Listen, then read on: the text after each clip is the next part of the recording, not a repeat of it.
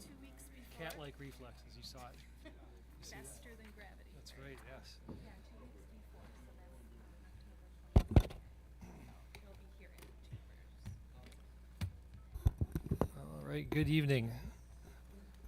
I'm going to call the Committee of the Whole meeting for Tuesday, October 8th to order. Please call the roll. Alderman Stralchuk, Here. Alderman Talaco, Alderman Meyer, Alderman Hancher, Here. Alderman Bach, Here. Alderman Parrish, Here. Alderman Bratt, Here. Alderman Gebhardt, Here. and Mayor Nurbin. Here. First up, we have approval of the meeting minutes from September 10th. Move approval. Motion and a second. Any comments or corrections on the minutes? Hearing and seeing none, all those in favor, please say aye. Aye. Any opposed? Minutes are approved. We just have a couple of potentially brief discussion items on the agenda tonight. The first is the land management system update. It looks like Administrator Jones is poised to give us that update. Thank you, Mayor. Take it away. Thank you, Mayor and members of the council. I'm joined here this evening by Assistant City Administrator Justin Shinneman. He and I are going to take you through a quick walkthrough on the progress that staff has been making relative to procuring a new land management system. But before I get into that, I would draw your attention to the screen and to take a look at the 5 key focus areas within our strategic plan. Tonight's Committee of the Whole session is really intended to bring the council up to date on 2 customer service / information technology initiatives that were contained in the strategic plan that was developed back in 2022 and that staff has been pursuing implementation of relative to funds made available through the American Recovery Plan Act. So we're doing a 2-step here tonight, talking about the land management system, and then City Clerk Carolyn Fox will walk you through the experience that her office has had relative to implementing electronic poll books. Again, these 2 efforts flow directly into the city's strategic plan. So now we'll get into the land management system, and I'm going to turn it over to Assistant City Administrator Shinneman, who's going to give you a little bit of history and background relative to where we've been and where we are now. Justin? Thank you, Administrator Jones. A lot of our land management system processes have been managed by tried and true systems over the last few decades. One of those being paper and staff know-how in our various departments that are involved in those processes, and one key software tool called Black Bear. Black Bear was acquired back in the early 90s and it's been used for the inspections division to govern a lot of their permitting and inspections database. That software is no longer supported and is end of life. Avero Advisors was engaged in 2022 to help us modernize all of our land management processes, hopefully with one new software tool to be used across the board. That process was put on hold in 2022 due to pending police and fire department mergers taking place at that time. Since then, some modernization has occurred. Paper is still being used, and the Dewey Decimal System is still a friend in a lot of our processes, and iWorks has been implemented. iWorks has replaced Black Bear. Black Bear, given its age, no longer could be supported and was having software issues that were impacting inspections' ability to work. With iWorks now in the mix, we have some good news for our larger land management system process. We now have a software that has a stable interim. It's cloud-based, gives our inspection crew tools in the field like being able to use iPads and no longer have to come back to the office and re-type in hand notes every day, and it has eliminated the risk of inspections not being able to function if Black Bear ceased to work. iWorks itself, with the assistance of Avero Advisors, able to contract them with that $15,000 a year for services, and we can terminate once we transition to a new land management system that governs all processes not just what iWorks does for inspections. And ultimately, it benefits the city too, because we now have a modern database that can be imported into a larger system. And we're currently in the process of working with a databaser to get whatever we can out of Black Bear so we can have some historical reference data to use going forward. So as Assistant City Administrator Shinneman mentioned, we're looking to migrate to a larger, more robust system through this procurement that we're here to update you on this evening. And when we throw around the term land management system, I think it's important to probably just take a step back and understand what that concept and what that term means. It's a parcel-based software system that digitally will streamline planning and zoning, permitting and inspections, code enforcement, and other development-related processes such as licensing. And when we talk about a parcel-based software system, think about a property, whether it's commercial or residential or institutional here in the city of Mequon, and attaching any and all processes that the city otherwise administers to that parcel within the digital software system. So it's going to be sort of a one-stop shop for a property here in the city on a going forward basis. And just to give you an example, we had a liquor license application before the Finance and Personnel Committee this evening for a new business that's converting an existing space here in Mequon.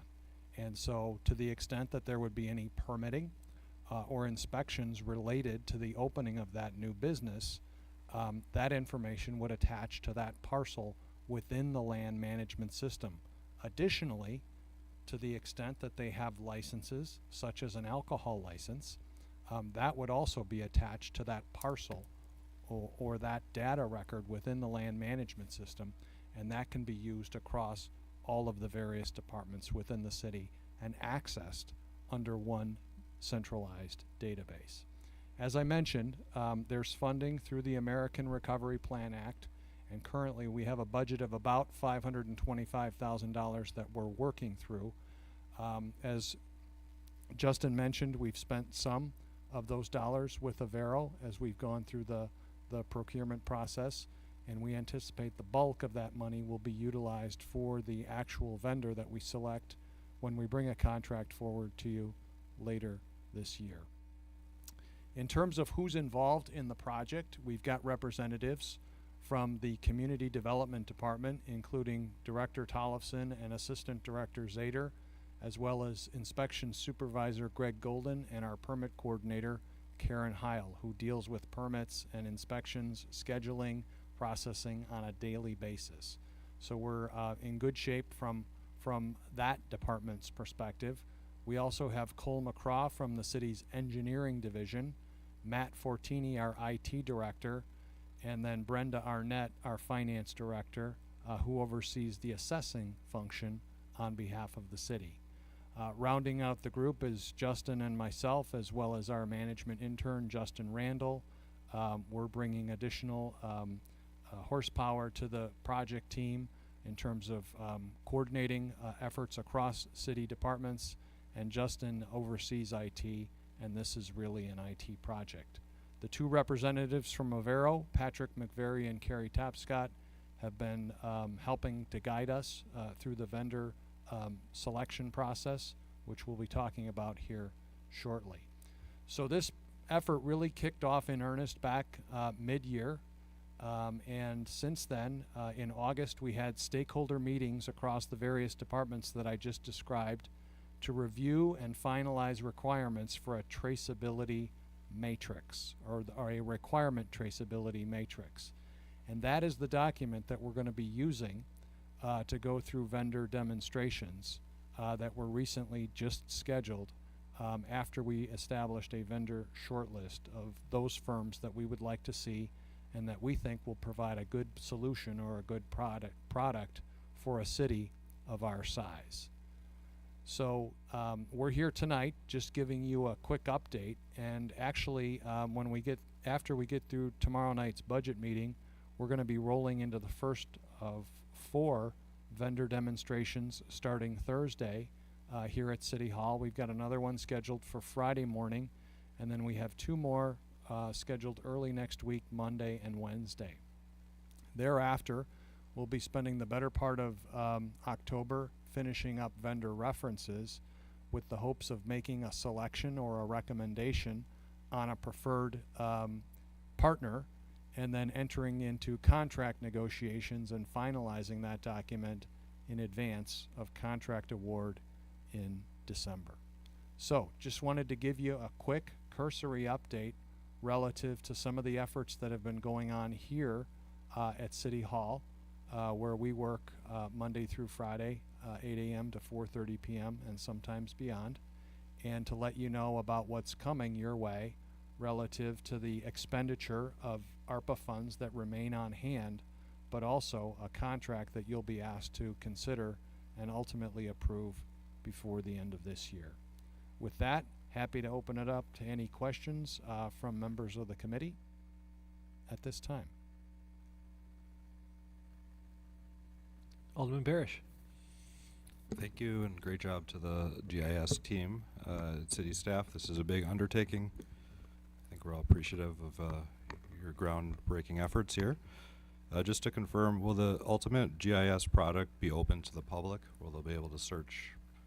Will there be a public-facing interface? Well, this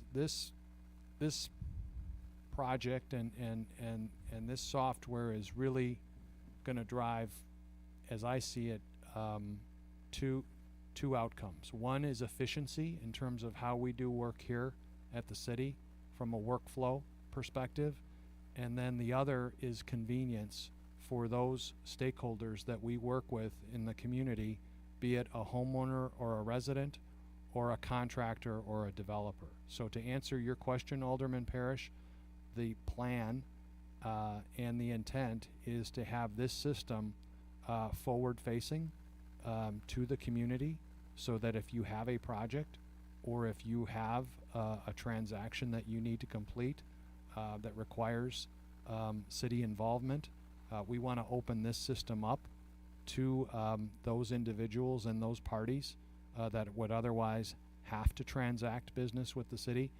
And frankly, this helps to drive our overall goal of creating one day a virtual city hall where you don't have to come here to transact business in person. You don't have to do it between the hours of 8 a.m. and 4:30 p.m. Monday through Friday, but you can do it at your convenience at any point in time of the day, on the weekends, etc. But yes, the intent would be to have this facing forward and supporting electronic digital commerce. Good overview. So I definitely see that. I guess I just wanted to switch over. SOFD, they have an inspections function, which last time I checked needed kind of some upgrades. Are we going to be able to incorporate those inspections layered into here as well? The fire chief has been a part of some of the early conversations. They're a little short-staffed at this point in time, so his availability is not always in line with the meetings that we've been having as a project team.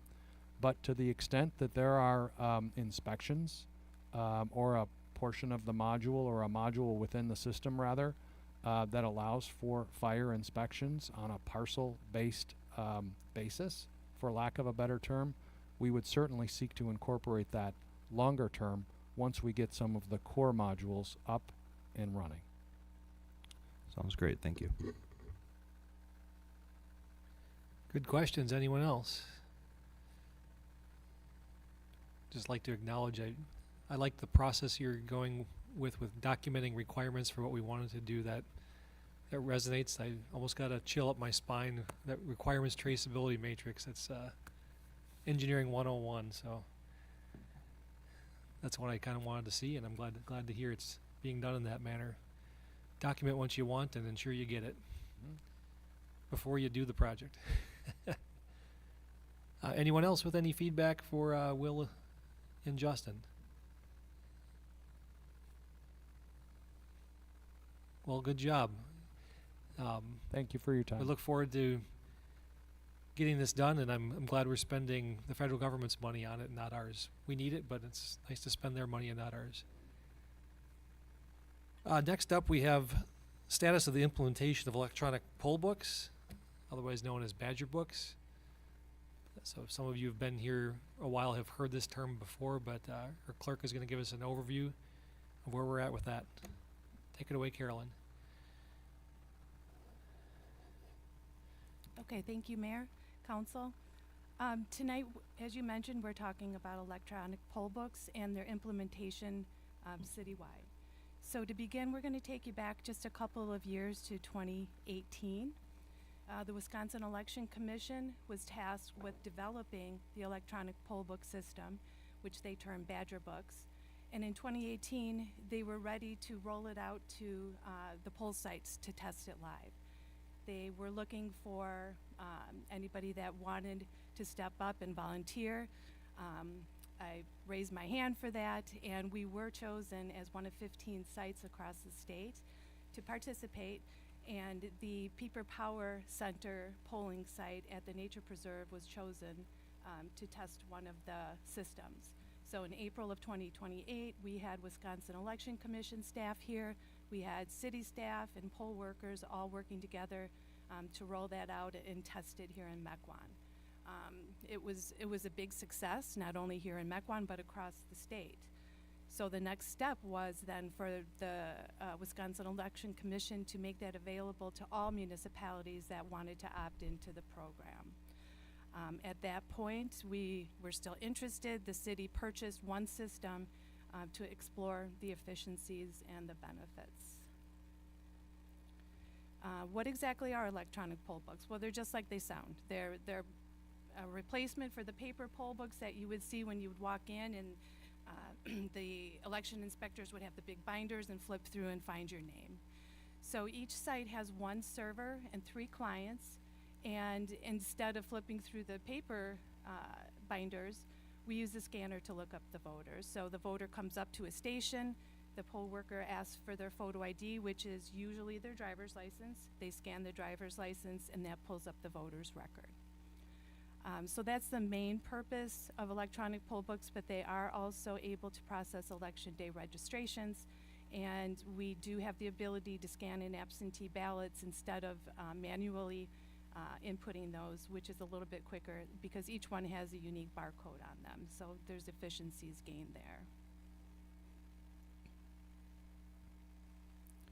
So we'll talk a little bit about security. Badger books were created and they're owned by the Wisconsin Election Commission. So they were made for Wisconsin by the Wisconsin Election Commission.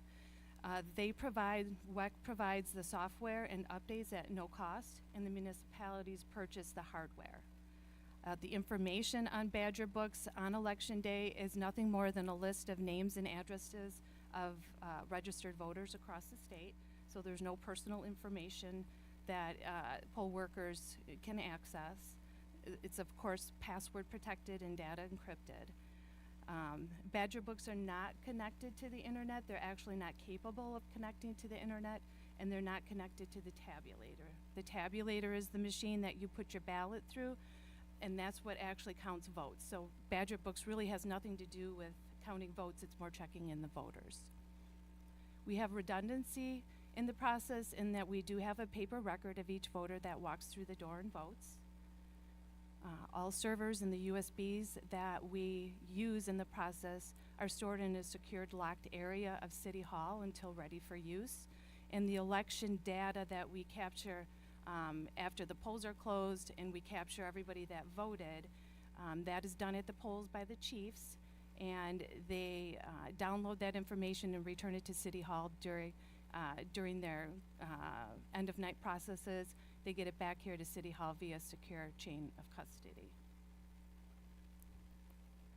Since the inception of the program in 2019, 305 municipalities have opted in, some from the very smallest towns and villages to the largest cities that we have in Wisconsin. Locally, some of our neighbors that are utilizing Badger books is Cedarburg, Germantown, Bayside. I'm told by the WEC staff that 25 to 30 more municipalities plan to onboard after this general election, and that number grows every year. So looking ahead to next month's election, 35% of all voters in the state will be checked in using this system. So that brings us to the ARPA project that the Common Council approved. Back in 2021, when ARPA funds were dispersed, the city of Mequon received $2.5 million. The Common Council approved allocation of those funds and set aside $90,000 for electronic poll books. So as soon as the approval process was complete, staff purchased equipment enough for all polling sites across Mequon. We began phasing them in. We began with the special election in July of 2023, where 4 sites began using them, districts 1, 2, 3, and 5. Then this year, earlier in April in 2024, 2 more were brought online with District 6 and 8. And the final district, District 7, began utilizing Badger books at just this past August election. So all sites have had some experience prior to the presidential election next month. So phasing in mainly consisted of training staff and poll workers. Currently, we have 150 election inspectors that help us on election day. Each one of those poll workers that you'll see on election day has had at least 2 hours of training, and that's hands-on training with Badger books. To date, we've provided 31 either group or individual training sessions to be sure that the poll workers are comfortable with the process. Of course, we'll have ongoing training as part of each election. That'll just become something that we add to our pre-election work. And we are starting training for the next election actually this week. We have a couple of training sessions. And just to give you an idea of what we're doing, we're going to be offering different types of training. We'll have an open house for veteran poll workers to just come in and practice on them and just get a refresher, more self-directed. And then we will have registration training and new poll worker introduction and training. So at this point, all of the polling sites have been phased in. Final supplies have been purchased, training has been concluded, and we phased out or closed out the project in August. So how is the money spent? It can be divided into 3 different categories: equipment, supplies, and training. Equipment is the towers, the printers, the keyboards, and that allotted to $74,000. Supplies such as extension cords, surge protectors came to $2,000, and then the training of the poll workers, $1,500. All in all, the project came in under budget, approximately $12,500. And so that money was reallocated for other ARPA identified projects such as election signage and towards a new agenda management vendor that we'll be bringing on board in 2025. So what are the benefits? How does the city benefit? How do voters benefit, and staff? There's really benefits pre-election, election day, and post-election. Pre-election, it eliminates what we consider pre-numbering of absentee ballots. It's a process that would take a long time, and in order to save time on election day and make sure we can get the ballots processed by the time the polls close at 8 o'clock, we would come in on Sunday, staff would come in, I would be here with 3 other staff members, and 25 to 30 poll workers would come in and pre-number absentee ballots. That process is eliminated, it's no longer needed. On election day, we'll have fewer election inspectors checking in more voters. So if you imagine at a busy election like we're going to have next month, we would have 2 sets of poll books split by alphabet, A through L, M through Z, and we'd have 2 poll workers at each set of poll books checking in 2 voters. Now with Badger books, we'll have 4 stations checking in 4 voters at a time. So we can have twice the amount of voters, coming through and spending less time in line, and we get those processed quicker. It's more accurate when choosing a voter. Instead of, again, flipping through the poll books and choosing your voter, we'll be scanning a driver's license. So you can imagine that's going to be much more efficient and accurate. It's quicker at the end of the day for the poll workers at the polling sites because certain steps will be eliminated that will no longer be needed due to the processes of Badger Books. So that long election day will be shortened up just a little bit for the poll workers. And perhaps the most benefit will be seen post-election. So if you think back to the last presidential election, approximately 18,000 Mequon residents voted in that election. Each one of those residents has an election record that has to be updated, giving them participation, whether they participated by voting absentee or in person. So staff had to manually record 18,000 votes so that their records would be up to date.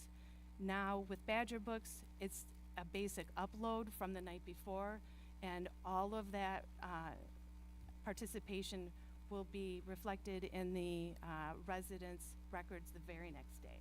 So for me, that strengthens confidence in the election process, and they can see that their votes were counted the very next day. So what are the next steps? We're going to continue to educate voters and poll workers on the security and the benefits. We've had very positive responses from the public and poll workers, so we want to continue that experience.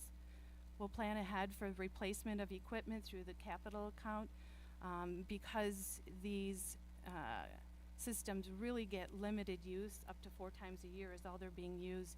Their lifespan is expected to be 8 to 10 years, maybe more. We'll continue to refine our procedures and train poll workers and hopefully have a very successful presidential election. So I'll take any questions if there are any. Excellent. Thank you for that thorough overview. Alderman Bach. Just a quick question. Thank you for raising your hand and testing this out, because that's kind of a risk. But Right. you know, you were up front, and it'll pay dividends in the future. How does the absentee ballot work on this new system? You still count the ballot, right? It still gets fed into the machine, but that Right. just scans it. Sure. too? Instead of what we would have to do in the past would be bring the ballot up and check it in, cut in line and get that person checked in the poll books. Now we can just have a dedicated server to scan them in, and as they're scanning them in, this person will scan them in, then you pass them down, they'll be opened and then put in the machines to tabulate. Thank you. Alderwoman Talaco. Carolyn, can someone opt out from having their license scanned, or is that mandatory now? We train the poll workers that they should ask everybody, do you mind if I scan your driver's license? And not everybody has a driver's license. They may have their passport when they show their photo ID. So you can look up individuals manually by typing in their name. Okay, and then you said it wasn't connected to the internet. Right. And then what is like our backup plan should one of the books, or if there's a system failure, do we still have paper available that we would be able to continue to make sure that our residents are able to vote?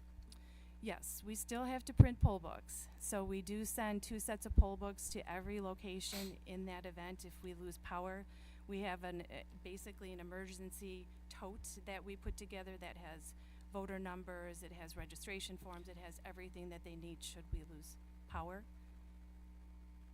And then my last question is that you said they don't connect to the internet. So how does that information get on that tablet, and how do we know that it can't be hacked for a better reason of sort? Like, how do we know that it is truly secure? I've had some constituents come up to me asking quite a bit of questions about this security and safety of a device as such. Sure. So no, it is not connected to the internet, and basically what it is a list of names and addresses, which is public information anyway.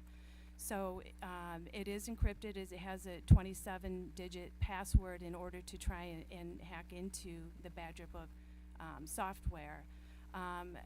But even if they did, they would get a list of names and addresses. That is all that's in there. And it doesn't have any relationship to the counting of votes. It's just checking in voters. Okay, so so then how is it marking off that people have voted so that someone doesn't go back into the line and vote again? Right, so once somebody is checked in, you're not able to choose them again. And we do also have paper redundancy, so we're keeping track of every voter that comes through. So if there were any discrepancies, if there's a power outage, we would still have a list of every voter that is walked through and their voter number. Mm-hmm. Any other questions? I was just going to add to that, Madam Clerk. I believe there's also a security key, a physical key that goes into the machines as well, or is that only the clerk's version? That's the clerk's version, but the information that is onloaded to Badger Books is a secure USB, and the same one that we use to download the election and the information off of it. So those are both secure.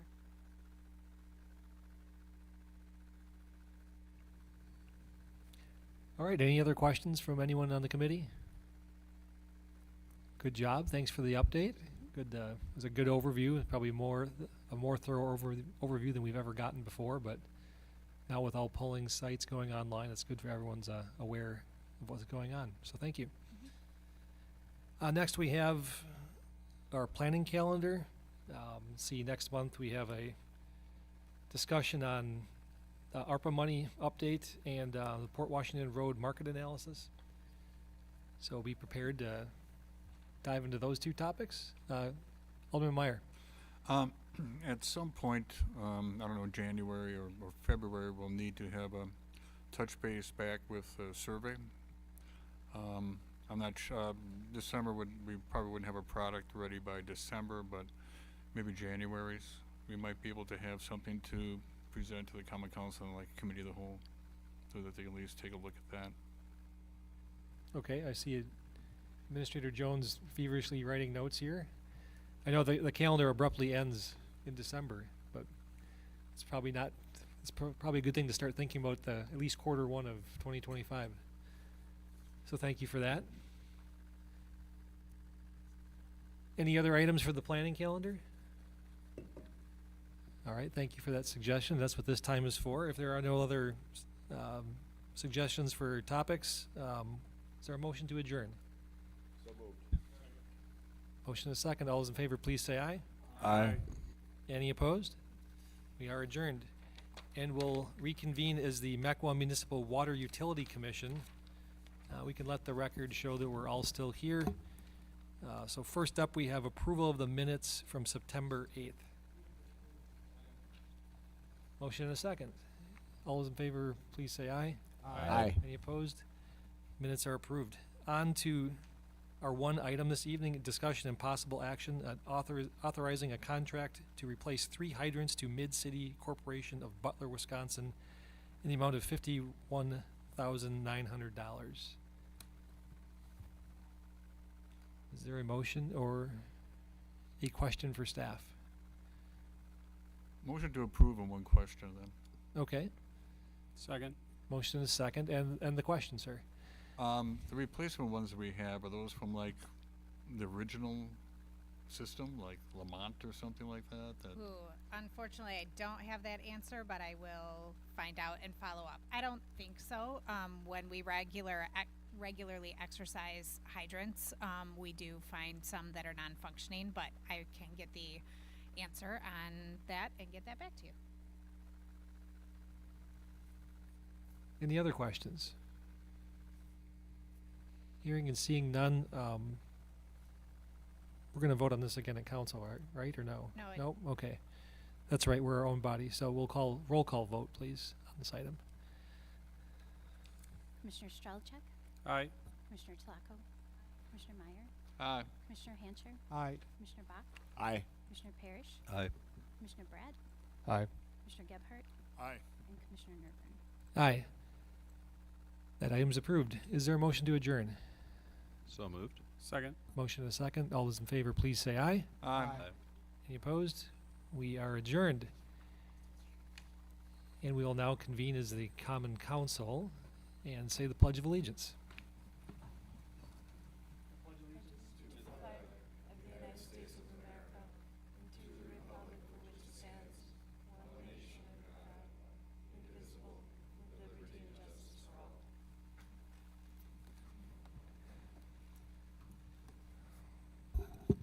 Well, now there's more people here. Why don't we call the roll?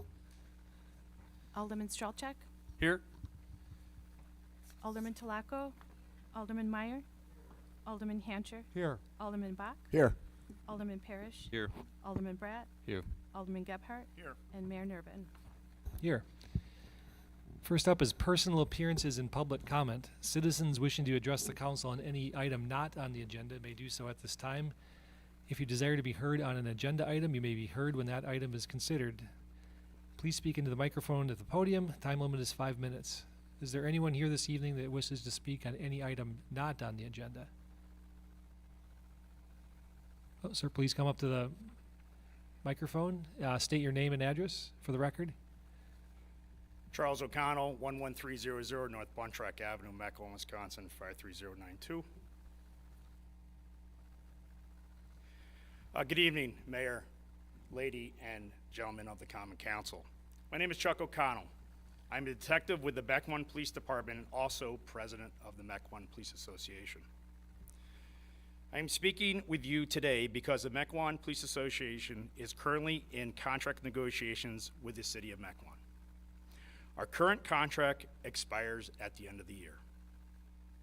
We have spent 2 days negotiating a new contract with the city to no avail. There was a discussion and recommendation between the negotiation teams to present facts and information to you regarding the Mequon Police Association position on the contract negotiations. Again, thank you for the opportunity to speak with you about this matter that impacts not only our dedicated police officers, but the entire community that we serve. As we discussed the proposed salary increases for our police officers, I urge you to consider the broader context in which we find ourselves, a context defined by rising costs and a challenging economic landscape. Firstly, let's acknowledge the reality of the cost of living adjustment. We all know that everything has become more expensive, like food, fuel, and housing.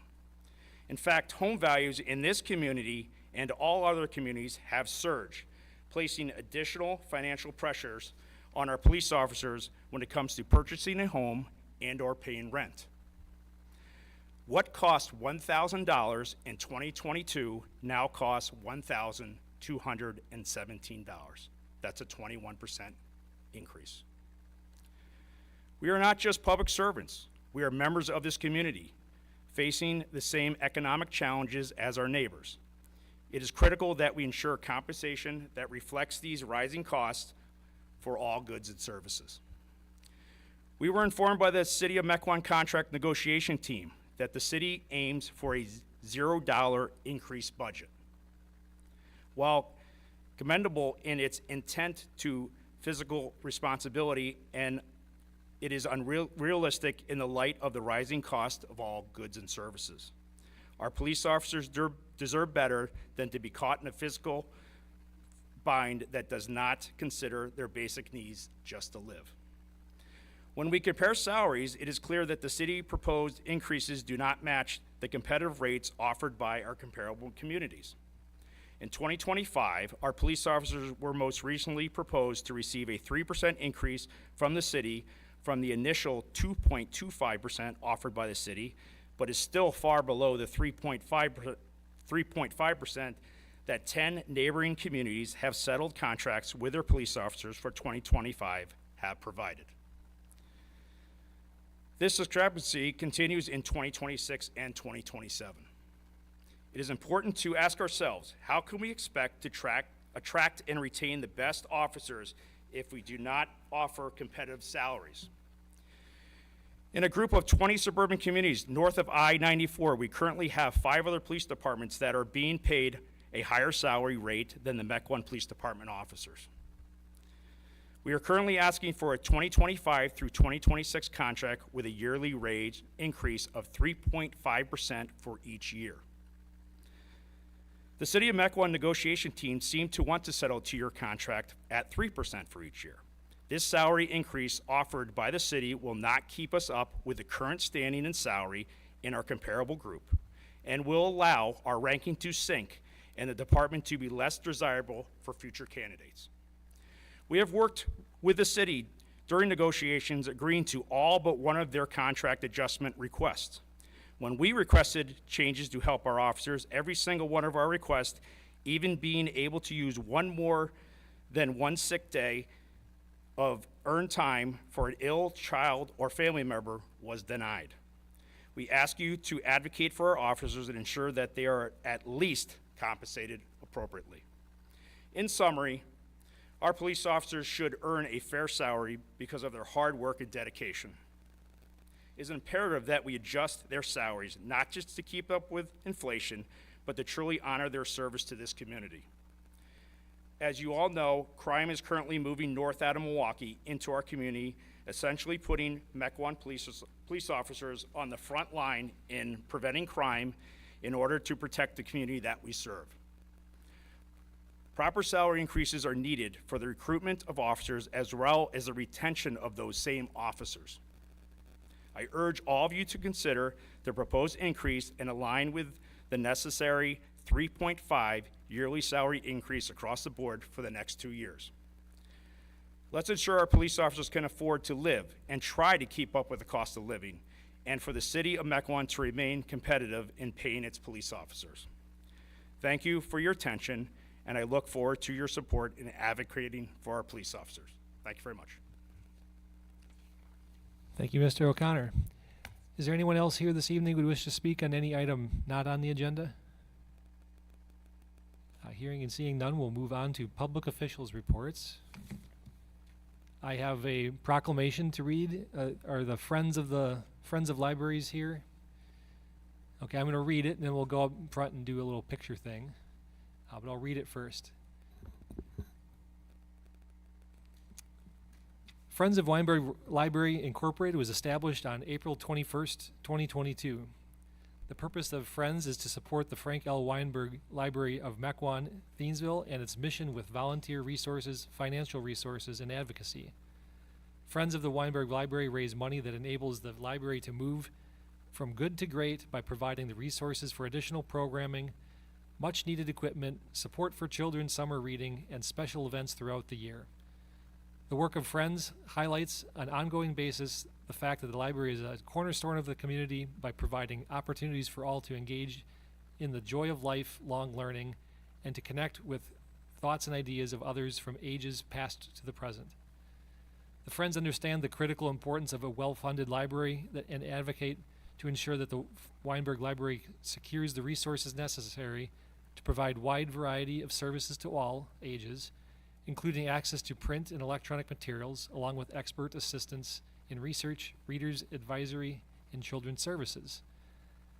Friends' gift of their time and commitment to the library sets an example for all in how volunteerism leads to positive civic engagement and the betterment of our community.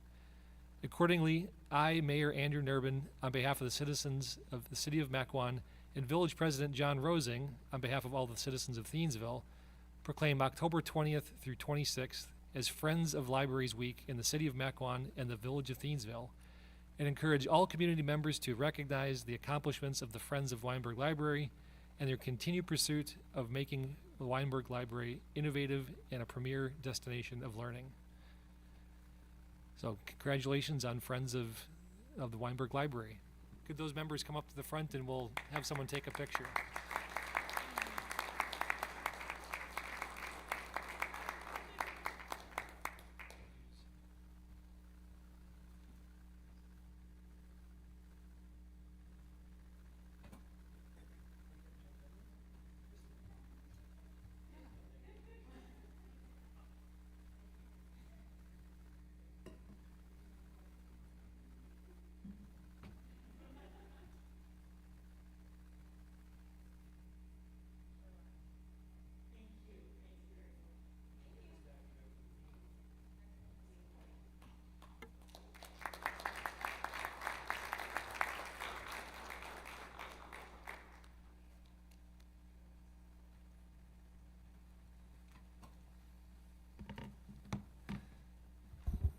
That's all I've got.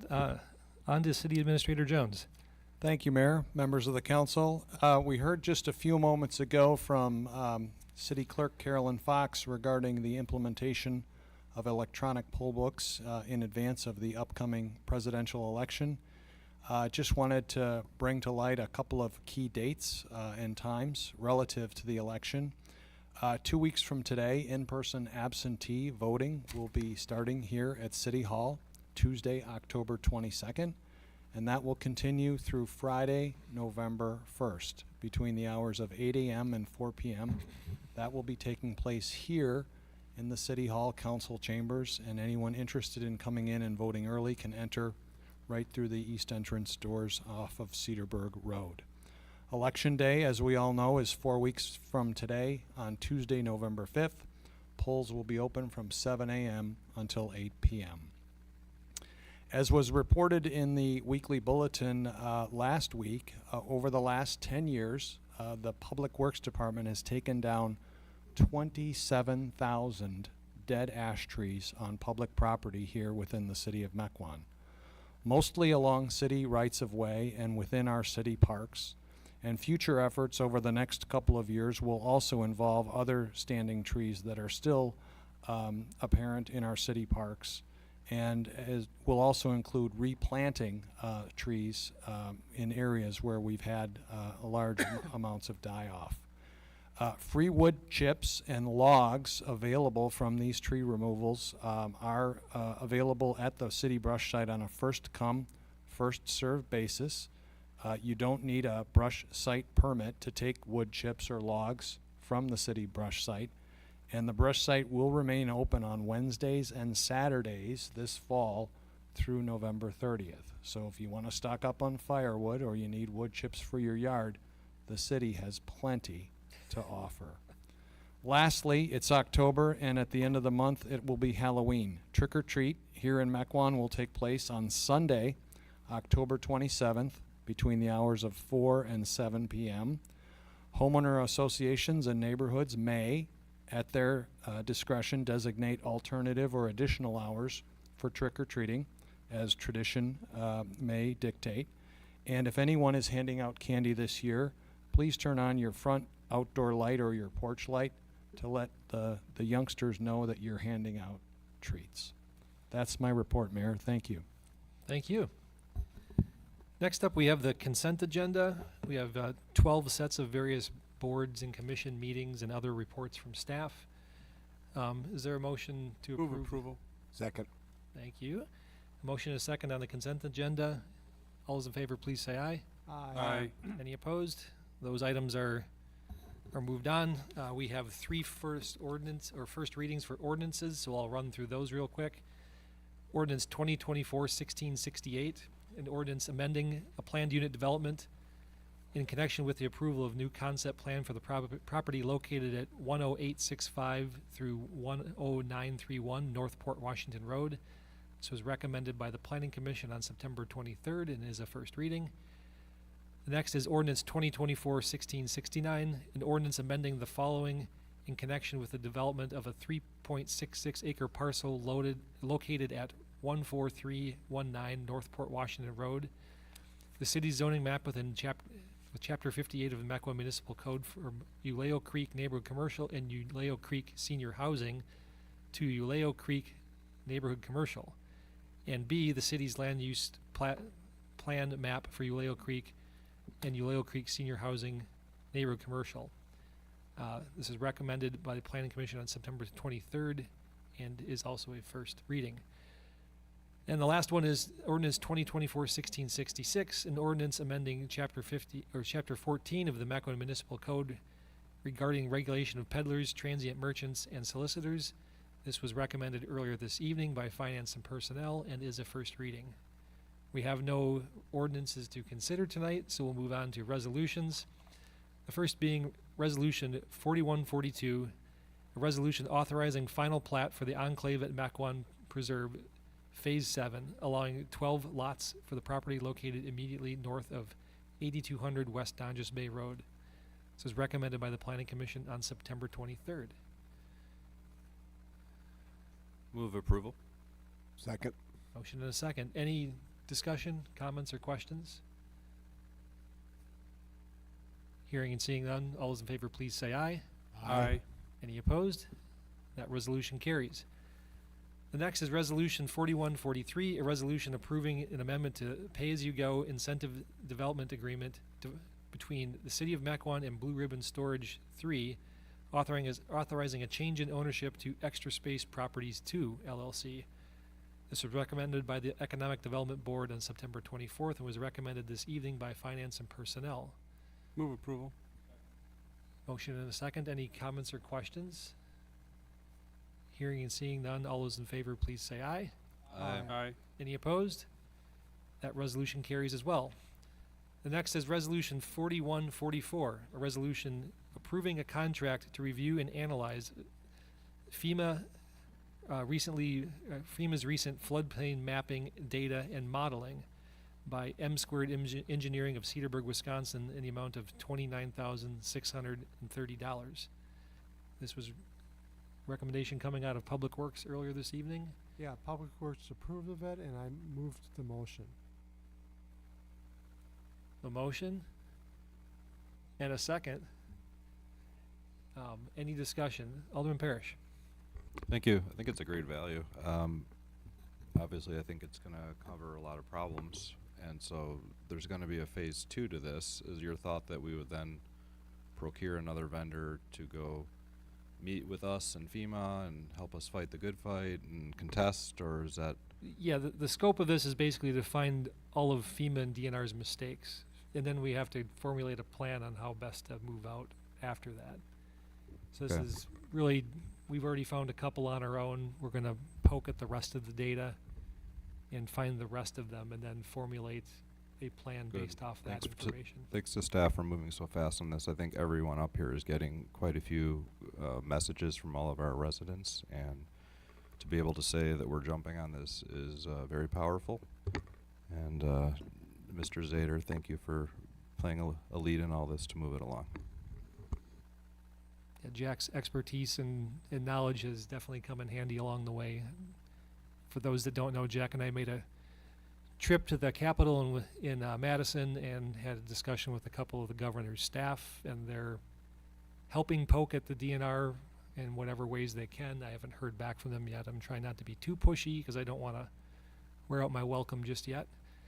But there's some serious anomalies in the modeling as we see it, the biggest being the fact that the flood flow rate they're using to model the floodplain is more than 2 times higher any number that's ever been measured by the U.S. Geological Service. So that's certainly one thing we know going in with this contractor. I'm sure we'll find more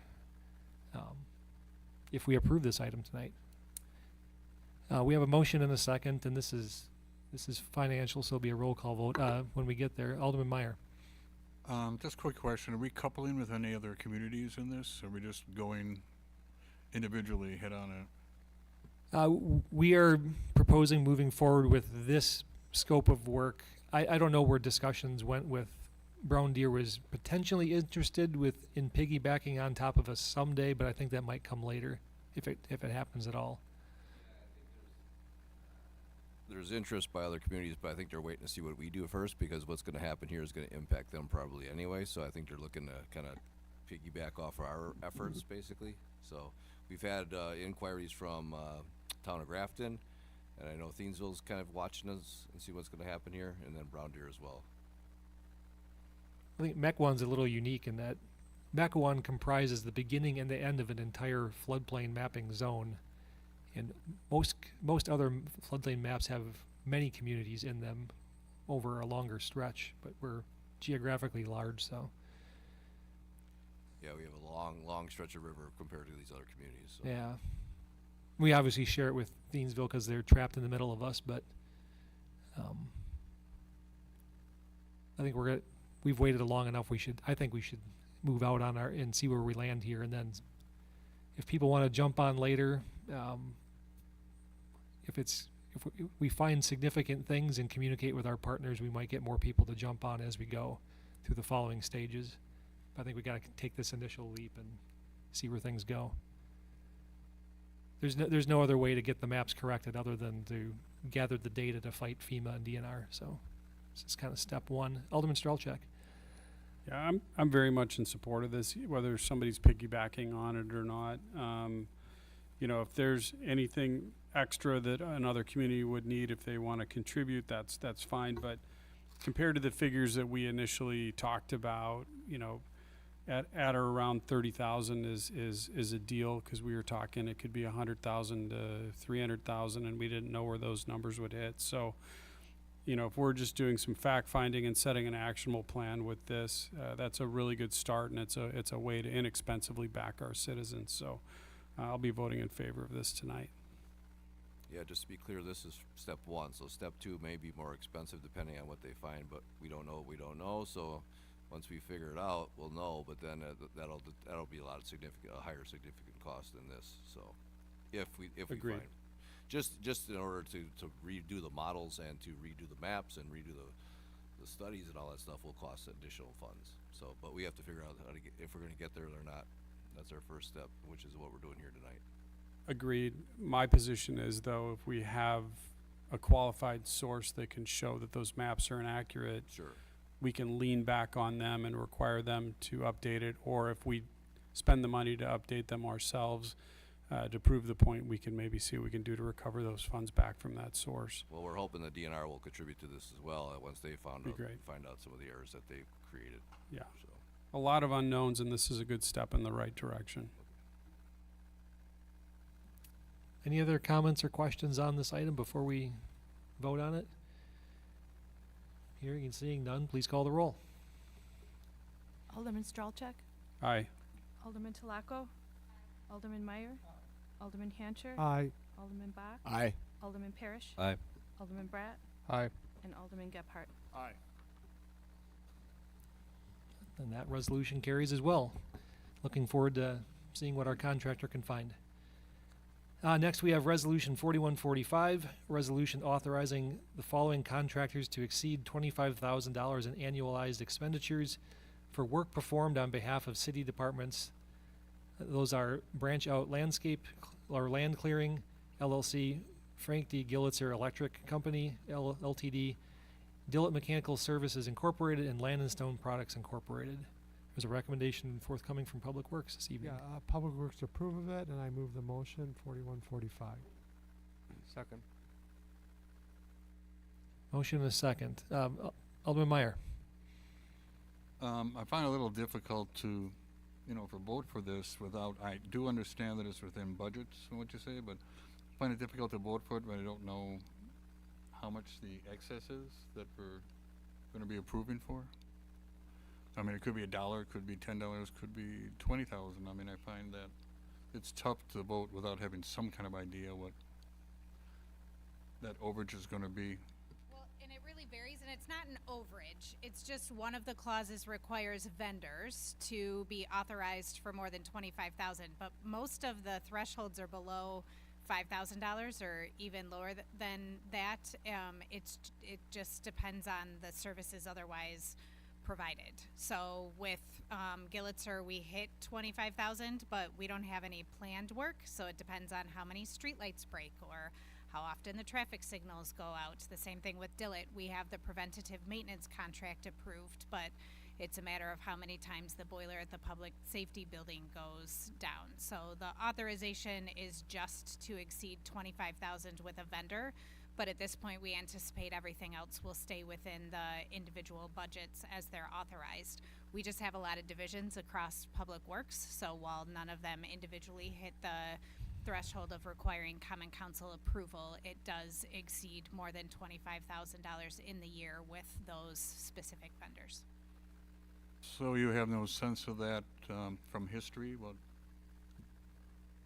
it might be? Again, it varies. We don't always have to seek approval for them to exceed 25,000. Last year we did with Gillitzer and Dillett, but not with the other two. The Branch Out does have a lot to do with the EAB program. They're doing some additional tree removal, but we can't even open POs without your authorization. So that's why it's before you. Thank you.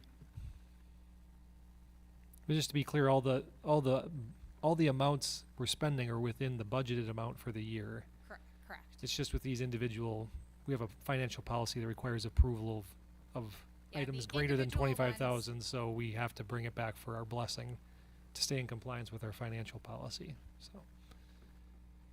Okay, perfect. Any other questions on this item? I forget, did we have a motion in a second? We did? Okay. Thank you. Okay, well, it's quasi-monetary, even though it's within budget, so we'll still do a roll call vote for this item. Please call the roll. Alderman Talaco, Aye. Alderman Meyer, Aye. Alderman Hancher, Aye. Alderman Bach, Aye. Alderman Parrish, Aye. Alderman Bratt, Aye. Alderman Gebhardt, Aye. Alderman Stralchuk. Aye.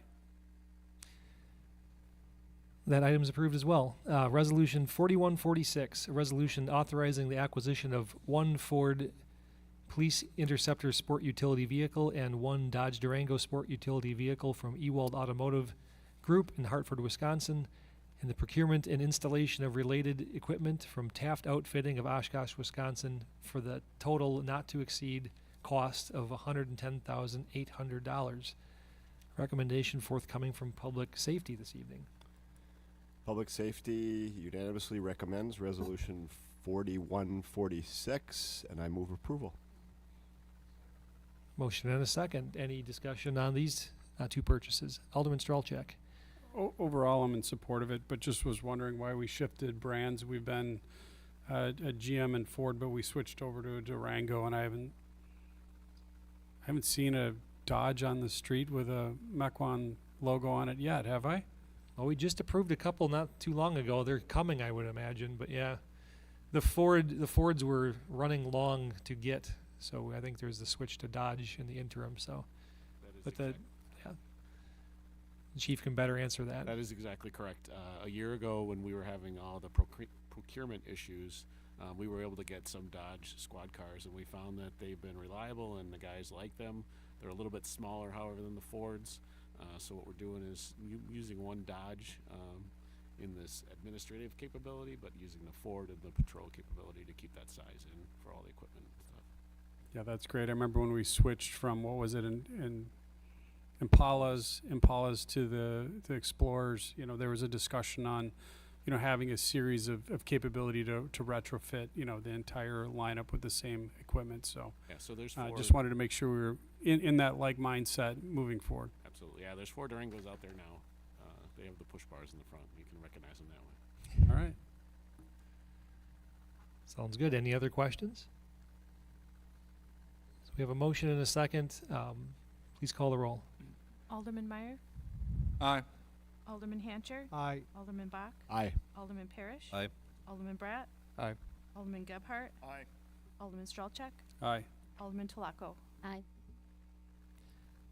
And that item carries as well. On to Resolution 4147, a resolution approving a master services and purchasing agreement for police squad cameras, officer body cameras, and electronic control devices for the period from March 15th, 2025 through March 14th, 2030, with Axon Enterprise Incorporated of Scottsdale, Arizona, in the amount not to exceed of $497,632.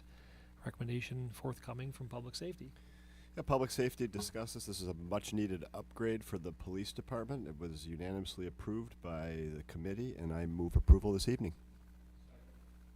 Motion and a second. Any comments or questions from any of the council? Hearing and seeing none, please call the roll. Alderman Hancher, Aye. Alderman Bach, Aye. Alderman Parrish, Aye. Alderman Bratt, Aye. Alderman Gebhardt, Aye. Alderman Stralchuk, Aye. Alderman Talaco, Aye. and Alderman Meyer. And that item passes as well. Our last resolution is Resolution 4148, a resolution approving the annual budget and authorizing exemption to the levy limit for charges for the Southern Ozaki Fire and Emergency Medical Services Department pursuant to Wisconsin statutes 66.0602 Prin 3 Prin H for the 2025 fiscal year. Recommendation forthcoming from Public Safety this evening. Resolution 4148 was discussed. You recall, SOFD had previously approved their budget. The intergovernmental agreement requires both municipalities to approve these items. We discussed it. Resolution 4148 was approved, and I move approval with you. Second.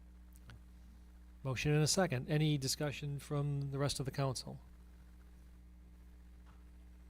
Hearing and seeing none, please call the roll. Alderman Bach, Aye. Alderman Parrish, Aye. Alderman Bratt, Aye.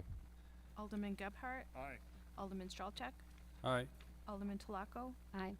Alderman Meyer, and Alderman Hancher. Aye. That resolution carries as well. We have no specified unfinished business from prior meetings. We have a couple of items under specified new business. We have a couple of appointments. The first is an appointment of Ann Scherzinger to the Architectural Review Board. And the second is an appointment of Brittany Menard to the Festivals Committee. Is there a motion on those two appointments? Move approval. Second. Motion and a second. Any discussion? Hearing none, all in favor, please say aye. Aye. Aye. Any opposed? And those appointments carry. And our last item is a potential closed session item. Negotiations concerning the Mequon Police Association Incorporated for the contract period beginning January 1st, 2025. Common Council may convene into closed session pursuant to Wisconsin statutes 19.85 Prin 1 Prin E for the purposes of deliberating or negotiating or the purchasing of public properties, the investing of public funds, or conducting other specified business whenever competitive or bargaining reasons require a closed session, and then may reconvene into open session to take such action as deemed appropriate. Is there a motion to go into closed session? Move to go to closed session. Second. Motion and a second. All those in favor, please say aye when the roll is called. Alderman Parrish, Aye. Alderman Bratt, Aye. Alderman Gebhardt, Aye. Alderman Stralchek, Aye. Alderman Talaco, Aye. Alderman Meyer, Alderman Hancher, Aye. Alderman Bach, Aye. and Mayor Nurbin. Aye. We are going to go into closed session. I don't anticipate the need to return, so we'll turn the mics off and say goodnight to everyone.